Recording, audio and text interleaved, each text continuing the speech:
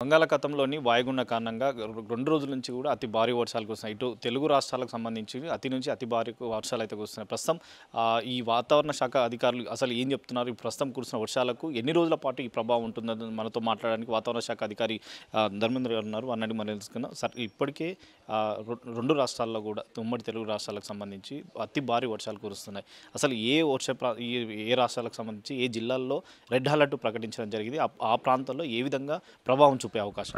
ప్రస్తుతం గత 2 రోజుల నుంచి చూసుకున్నట్లయితే ఒక అల్పపీడనం అనేది నిన్న బంగాళాఖాతంలో కొనసాగింది. నిన్న అది మార్నింగ్ 5:30కి నిన్న చూసుకున్నట్లయితే అది వాయుగుండంగా మారి ఈ యొక్క వాయుగుండం వల్ల 2 తెలుగు రాష్ట్రాల్లో కూడా మనకి ఈ యొక్క వాతావరణం ప్రస్తుతం నెలకొనబడినటువంటి వాతావరణానికి కారణంగా భావించవచ్చు.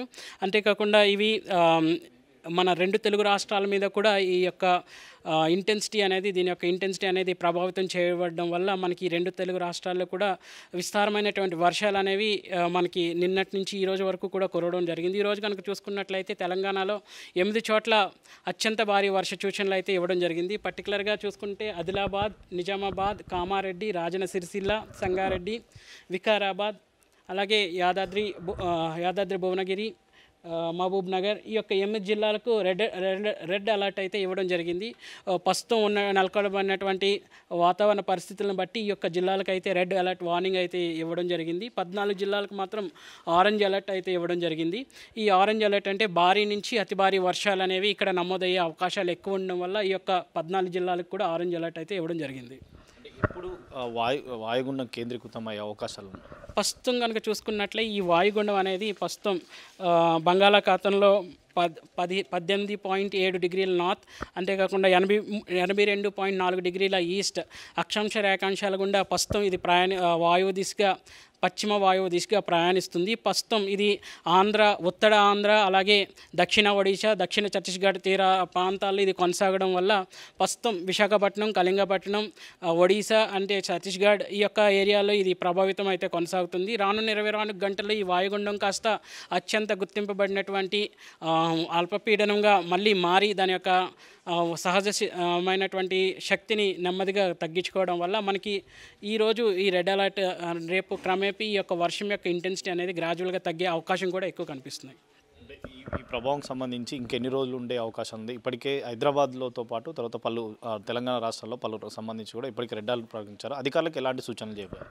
ప్రస్తుతం కనుక చూసుకున్నట్లయితే ఈ యొక్క నెలకొల్పడినటువంటి వాతావరణ పరిస్థితులు ఈ రోజు కొనసాగుతాయి. రేపు క్రమేపీ ఈ వానలు అనేవి తగ్గుముఖం పట్టే అవకాశాలు అయితే ఉన్నాయి.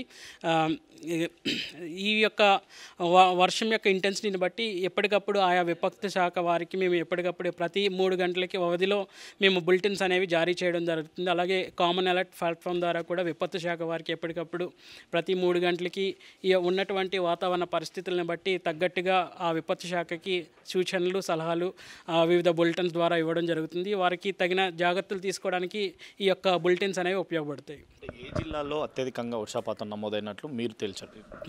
నిన్న కనుక చూసుకున్నట్లయితే మరి ముఖ్యంగా చూసుకున్నట్లయితే మహబూబ్ నగర్, మాయల్ డిస్టిక్లో 40 సెంటీమీటర్ల రెయిన్ఫాల్ అనేది నమోదవడం జరిగింది.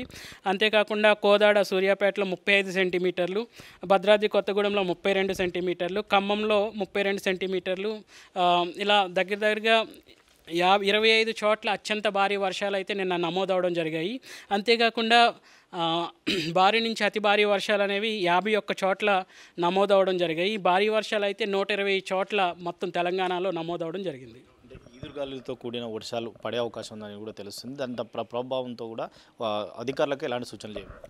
ప్రస్తుతం నెలకొన్నటువంటి వాతావరణ పరిస్థితులను బట్టి చూసుకున్నట్లయితే ఈ యొక్క అత్యంత భారీ వర్షాలతో పాటు ఈదురుగాలు గంటకు 30 నుంచి 40 కిలోమీటర్ల వేగంతో గాలులు, అంతేకాకుండా ఉరుములు మెరుపులు కూడా ఉండే అవకాశం ఎక్కువ స్పష్టంగా కనిపిస్తుంది. ఈ యొక్క సమాచారాన్ని ఎప్పటికప్పుడు ఆయా విపత్తు శాఖల వారికి మేము తెలియచేయడం జరుగుతుంది. హైదరాబాద్ అంటేనే వర్షం వచ్చిందంటే కొంతవరకు భయాందోళనకరణ ఉన్న పరిస్థితులు ఉంటాయంటే హైదరాబాద్లో ప్రత్యేకంగా ఎన్ని రోజుల పాటు ఈ ప్రభావం ఉండే అవకాశం? ప్రస్తుతం హైదరాబాద్లో కనుక చూసుకున్నట్లయితే ఈరోజు ఆరెంజ్ అలర్ట్ అయితే జారీ చేయడం జరిగింది. ప్రస్తుతం 7 సెంటీమీటర్ల వరకు కూడా రెయిన్ఫాల్ అంచనా వేయడం జరిగింది. సో ఈ యొక్క వర్షాన్ని తీవ్రతను బట్టి మేము కూడా GHMC వారిని కూడా ఎప్పటికప్పుడు అలర్ట్ చేయడం జరుగుతుంది. ప్రజలకు ఏం చెప్పదలుచుకున్నారు? ఎందుకంటే ఇప్పటికే చాలా జిల్లాలకు సంబంధించి ఒక పక్క రెడ్ అలర్ట్, ఎల్లో ఆరెంజ్కి సంబంధించి కూడా ఉండడం జరిగింది. ప్రజలకు ముఖ్యంగా మీ ఏ ప్రాంతాల వాళ్ళు అప్రమత్తంగా ఉండాలని చెప్పి ముఖ్యంగా కోరారు. ప్రస్తుతం మేము ఇచ్చినటువంటి ఈ యొక్క రెడ్ అలర్ట్స్ 8 జిల్లాల వారు కూడా ప్రస్తుతం పనుంటే తప్ప బయటికి రావడం అనేది తగ్గించాలి. అంతేకాకుండా ప్రయాణాలు అనేవి అవసరం ఉంటే తప్ప నిజంగా ఎమర్జెన్సీ ప్రయాణాలు ఉంటే తప్పితే ఇంట్లో నుంచి బయటకు వెళ్ళడం కూడా ఉండడం మంచిది. అంతేకాకుండా ఇంటి చుట్టూ కూడా డ్రైన్ సిస్టమ్ ఎప్పటికప్పుడు ఫ్రీగా మూవ్ అయ్యేటట్టు చూసుకోవాలి.